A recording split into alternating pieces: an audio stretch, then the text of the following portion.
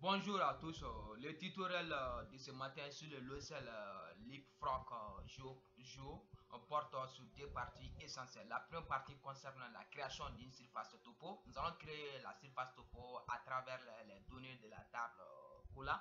Après, la seconde partie concerne l'importation d'une structure planaire. Nous allons prendre un exemple d'une structure planaire pour importer dans le logiciel Leapfrog, comme par exemple quelques exemples de structures planaires. Ça peut être le plan de fracture, le plan de faille, le plan de stratification, ainsi de suite. Nous allons passer avec la première partie qui consiste à la création d'une surface topo dans le logiciel Leapfrog Show. Pour ce faire, nous allons naviguer au niveau de Project Tree. Nous allons faire clic droit au niveau de topographie. Clic droit au niveau de topographie.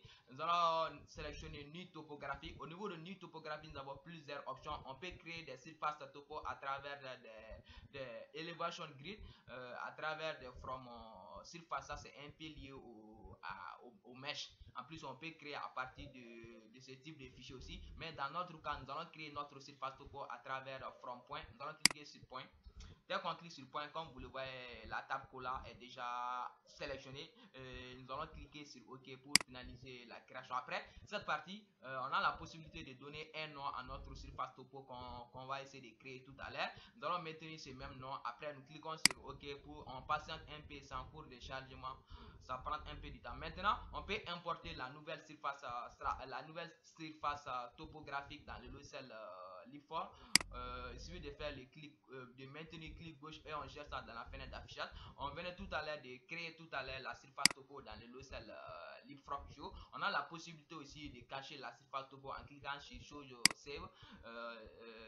Shop de faire réapparaître aussi de faire réapparaître. Au niveau de cette partie, on a la possibilité aussi de changer la couleur même de notre surface topo, soit en cliquant sur ce petit rectangle. Comme vous le voyez, dès qu'on clique sur ce petit rectangle, on voit que dans scène vie, la couleur de notre surface topo a été changée, ainsi de suite. Pareil aussi, au niveau de ce petit cercle, on peut cliquer sur une partie, comme vous le voyez, la couleur change. C'est à vous de voir toutes les manipulations que vous pouvez faire une fois afficher la surface topo en ce qui concerne le changement d'une couleur de la surface topo, ainsi de suite. De la surface topo, ainsi de suite.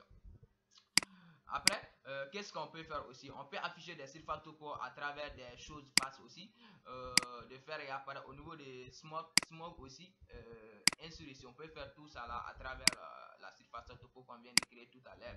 En plus, on peut afficher notre surface topo suivant l'elevation en cliquant sur cette partie elevation, comme vous le voyez. Et à ce moment, on sera obligé de définir, de mettre la légende aussi en cliquant sur cette partie. Chose légende, c'est comme vous le voyez, la légende apparaît à droite aussi. Comme vous le voyez, on passe de la surface la moins élevée vers la surface la plus élevée, comme vous le voyez, à travers l'élévation moins, juste l'élévation faible, l'élévation moins, jusqu'à l'élévation élevée, ainsi de suite. Ainsi, on a la possibilité d'afficher au niveau de phase deep aussi. Ça, c'est sous forme de phase. À travers ça, on voit la légende aussi de la surface topo. Mais nous allons mettre ça sous forme de flat color, ainsi de suite. Après, nous allons créer une surface topographie. On peut même visualiser les pieds de forage dans notre surface topo, juste pour voir quelles sont les parties minéralisées en surface ou bien en profondeur, ainsi de suite. Pour ce faire, je vais prendre la table AC et je vais essayer d'importer la table AC dans notre surface topo. Comme vous le voyez, voici la visualisation d'une surface topo avec notre pays de fourrage. On a la possibilité au niveau de cette partie line radier d'augmenter aussi l'épaisseur même de notre pays de fourrage, ainsi de suite. Après la création d'une surface topo, on passe à l'importation d'une structure planaire dans le logiciel Leapfrog. Pour ce faire, au niveau de structural modeling, nous allons faire clic droit au niveau de structural modeling. Comme vous le voyez, voici plusieurs options, mais ce qui nous intéresse, c'est import planaire structural data. Nous allons cliquer sur cette partie. Dès qu'on clique sur cette partie, on va directement dans notre fichier en question. Mais nous allons sélectionner structure planaire. Nous allons sélectionner structure planaire. Après, nous cliquons sur ouvrir.